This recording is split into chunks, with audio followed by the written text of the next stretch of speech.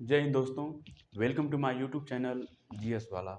दोस्तों, भारत की भूगोल में हम लोगों का जो टॉपिक था, जो हम लोगों का चैप्टर था, वो हम लोग भारत की चट्टानी संरचना यानी भारत के चट्टानी समूह को हम लोगों ने पढ़ रहे हैं, जिसमें हम लोगों ने पूरा यानी कि जो भी 7-8 प्रकार का जो चट्टान का समूह है, क्रम है, वो सब हम लोगों ने पढ़ चुका है, देख चुका है।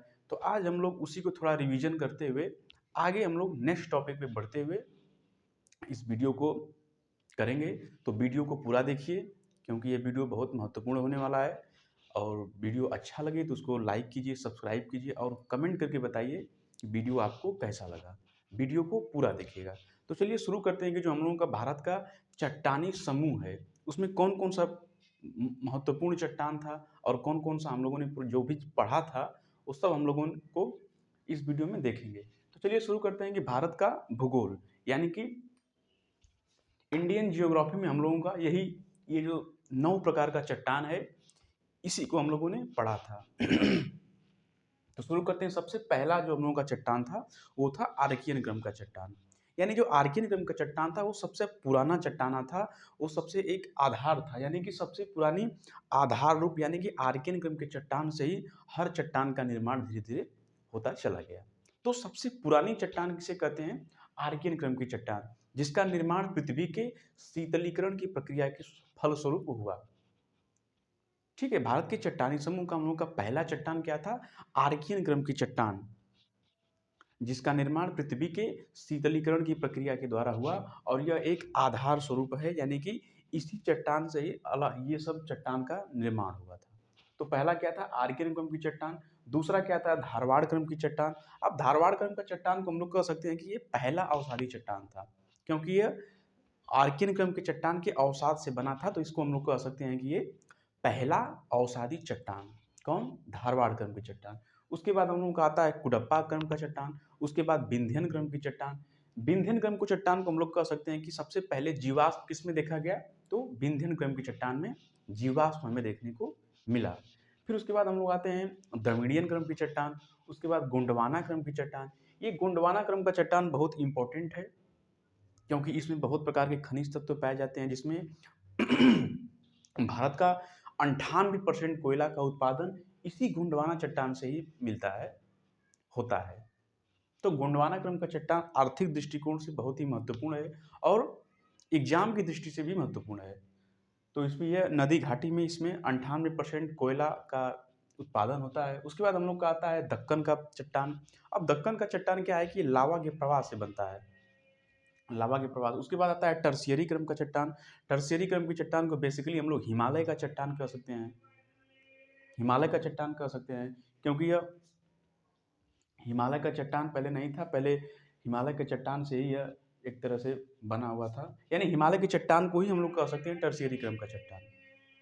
उसके बाद हम लोग का आता है क्वाटरनरी क्रम का चट्टान, जिसे हम लोग नदी घाटियों के द्वारा बनाया गया था, यानी विभिन्न प्रकार के नदियों जो अवसाद बहाकर लाती है, तो उससे यह एक क्वाटरनरी क्रम का चट्टान कहा जाता है। यानी कि यह आज तक भी बन रहा है, यानी यह एक नवीन चट्टान है, यानी आज तक भी इसका निर्माण हो रहा है। तो ये रहा हम लोगों का विभिन्न प्रकार के चट्टानों का क्रम, जो हम लोगों ने पूरी तरह से पढ़ लिया है। तो आप लोगों ने वीडियो यदि नहीं देखा है तो सबसे पहले आप जाकर वीडियो देखिए, क्योंकि वो बहुत महत्वपूर्ण वीडियो है। हर किताब में वैसा मिलेगा नहीं। ये जो कंटेंट आपको दिया जा रहा है वो विभिन्न प्रकार की किताबों का मिश्रण है। तो ये रहा हम लोगों का भारत का चट्टानी क्रम का समूह। अब हम लोगों का दूसरा चैप्टर स्टार्ट होता है कि भारत की अवस्थिति। जो हम लोगों का भारत है, इसका लोकेशन कहाँ पे है? ये पूरे विश्व में भारत की स्थिति कहाँ पे है? इसका लोकेशन कहाँ पे है भारत का? तो हम लोग ये पढ़ेंगे। उसमें हम लोग पढ़ेंगे कि विश्व में भारत की अवस्थिति कहाँ है, एशिया में भारत की अवस्थिति कहाँ है, भारत की अक्षांश और देशांतरीय विस्तार क्या है, उसके बाद पड़ोसी देश क्या हैं, और पड़ोसी देश से सटे हुए हमारी जो सीमाएं हैं भारत की, वो कौन कौन सा है। तो यही सब हम लोग भारत की अवस्थिति में, भारत के लोकेशन में यही सब हम लोग पढ़ेंगे।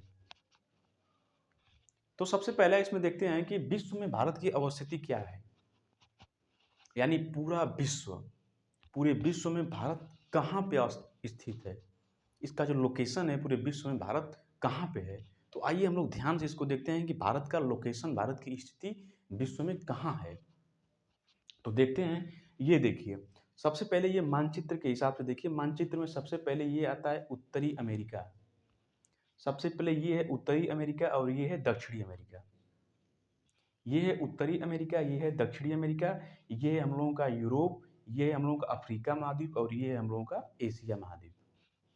और ये जो लाइन खींचा गया है इसे हम लोग विषुवत रेखा कहते हैं। क्या कहते हैं? विषुवत रेखा कहते हैं। यानी कि जो एक आर पार जो बीचों बीच खींचा जाता है उसे हम लोग विषुवत रेखा कहते हैं। तो देखिए इसमें भारत का लोकेशन कहाँ है? भारत देखिए यहाँ पे आप लोगों को दिख रहा है, ये हम लोगों का भारत। तो भारत विषुवत रेखा के, ये होता है हम लोग का उत्तरी गोलार्ध और ये है दक्षिणी गोलार्ध। तो भारत विषुवत रेखा के उत्तरी गोलार्ध में स्थित है। सबसे पहला पॉइंट नोट कीजिए कि भारत विषुवत रेखा के, ये है उत्तर और ये है दक्षिण। तो भारत विषुवत रेखा के उत्तरी गोलार्ध में स्थित है। अब ये देखिए एक पाई यहाँ पे खींचा गया है, ये है हम लोगों का पूर्व, ये है हम लोगों का पश्चिम। तो यहाँ पे देखिए भारत कहाँ है? तो भारत पूर्वी गोलार्ध में भी इसको कह सकते हैं। भारत कहाँ पे स्थित है? पूर्वी गोलार्ध में स्थित है। यानी कि उत्तरी गोलार्ध में भी है और पूर्वी दिशा में है, पूरा पूर्वी गोलार्ध भी कह सकते हैं हम लोग। तो भारत की स्थिति पूरे विश्व में कहाँ है? कि भारत उत्तरी गोलार्ध में स्थित है। दूसरा क्या है? भारत पूर्वी गोलार्ध में भी स्थित है। तो यहाँ पे लिखा है भारत विषुवत रेखा के उत्तर में उत्तरी गोलार्ध ज्यामिति के पूरब में स्थित है।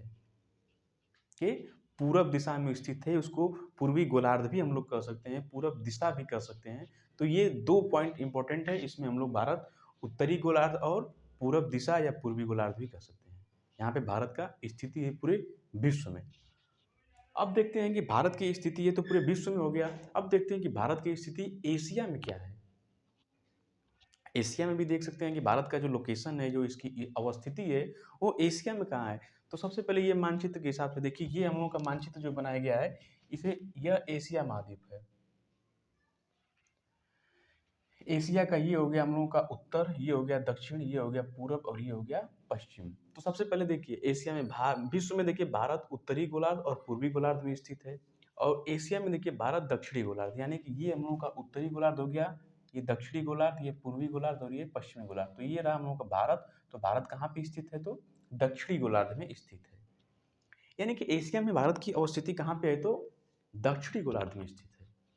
और पूरे विश्व में भारत की अवस्थिति कहाँ है? उत्तरी गोलार्ध में स्थित है। तो ये रहा हम लोगों का भारत, विश्व में भारत की अवस्थिति और उसके बाद एशिया में भारत की स्थिति। भारत की अवस्थिति हम लोगों ने विश्व में भारत की अवस्थिति देख लिया, एशिया में भारत की स्थिति देख लिया। अब हम लोग देखते हैं कि अक्षांशीय एवं देशांतरीय विस्तार इसका क्या है। अक्षांशीय एवं देशांतरीय विस्तार इसका क्या है? तो देखते हैं। सबसे पहले देखिए ये है हम लोगों का भारत। अब भारत का देखिए क्या है कि अक्षांशीय और देशांतरीय विस्तार का मतलब क्या है कि भारत का जो पूरा पृष्ठभूमि है, जो पृष्ठभूमि है पूरा, की उत्तर से लेके दक्षिण से लेके पूरब से लेके पश्चिम से लेके पूरा एग्जैक्ट लोकेशन, ये सब हमें देखना है। तो सबसे पहले देखिए कि सबसे उत्तर में क्या है, हम लोगों को उत्तर में इंदिरा कोल मिलता है। सबसे पहले उत्तर में क्या, हमें सबसे उत्तरी छोर जिसे हम लोग कहते हैं कि सबसे उत्तरी भाग का कौन सा स्थान है, तो इंदिरा कोल है। और दक्षिण का क्या है, तो कन्याकुमारी। इंदिरा कोल से लेकर के कन्याकुमारी। और पूरब में क्या है, किबुथु यानी लोबांग, यानी कि म्यांमार में आप देखेंगे अरुणाचल प्रदेश में, तो किबुथु लोबांग नामक एक स्थान है, वहाँ पे स्थित इसका लोकेशन है। और यहाँ गुजरात साइड में यानी पश्चिम में देखेंगे तो गोहर माथा, गोहर माथा नामक स्थान है। तो सबसे पहले यहाँ पे इंदिरा कोल और कन्याकुमारी, और इधर गोहर माथा और लोबांग, लोबांग यानी किबुथु भी इसको कह सकते हैं। तो ये चारों प्रकार, चारों दिशाओं का अलग अलग पॉइंट है। तो सबसे पहले देखिए भारत पूरी तरह से उत्तरी गोलार्ध में स्थित, भारत का पृष्ठभूमि 8 डिग्री 4 मिनट, 8 डिग्री 4 मिनट और 37 डिग्री 6 मिनट उत्तरी अक्षांश, और 68 डिग्री 7 मिनट तथा 97 डिग्री 25 मिनट पूर्वी देशांतर में स्थित है। ये डिग्री क्या होता है, ये सब डिग्रियां जो है वो हमें बताती हैं कि समय मानक स्टैंडर्ड, यानी आईएमटी समय का निर्धारण करने के लिए इसको हम लोग बनाते हैं अपने हिसाब से, वैज्ञानिकों द्वारा बनाया गया है कि इससे हम लोग समय का मापन कर सकते हैं।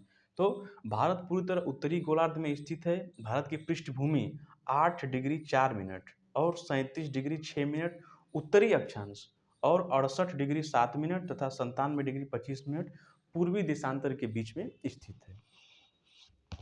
अब देखते हैं कि भारत का जो इंदिरा कोल और कन्याकुमारी, यहाँ से लेकर के जो इंदिरा कोल से लेकर के कन्याकुमारी तक इसका जो हम लोगों का दूरी है ये कितना है, तो उत्तर से दक्षिण तक इसकी अधिकतम दूरी क्या है, 3234 किलोमीटर, 3214 किलोमीटर। यहाँ से लेकर के यहाँ तक का इसका लंबाई यदि नापेंगे तो 3214 किलोमीटर इसका लंबाई है।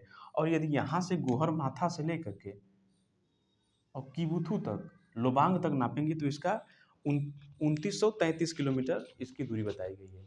यानी कि उत्तर से दक्षिण तक इसकी अधिकतम लंबाई 3214 किलोमीटर है और पूरब से पश्चिम तक इसकी लंबाई 2933 किलोमीटर है। तो ये रहा हम लोगों का पूरब से उत्तर से दक्षिण का लंबाई, गौहर माथा से लेकर कीबुथु तक का लंबाई, ये सब है। तो भारत का अक्षांशीय और देशांतरी विस्तार ये रहा, एशिया में इसकी उपस्थिति ये रही, विश्व में भारत का अवस्थिति ये रहा, और भारत की अवस्थिति में हमें क्या क्या पढ़ना है, और भारत का चट्टानी क्रम में ये सब हम लोग पढ़ लिए हैं। तो ये रहा हम लोगों का आज का वीडियो। तो इस वीडियो को पूरा देखिए और इसको नोट कर लीजिए।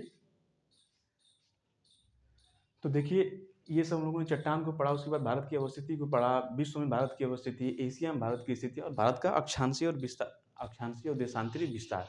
तो वीडियो अच्छा लगा तो इसको लाइक कर दीजिए, सब्सक्राइब कर दीजिए चैनल पर नए हैं तो मिलते हैं हम लोग नेक्स्ट वीडियो में कुछ नए टॉपिक के साथ। तब तक के लिए जय हिंद, जय भारत।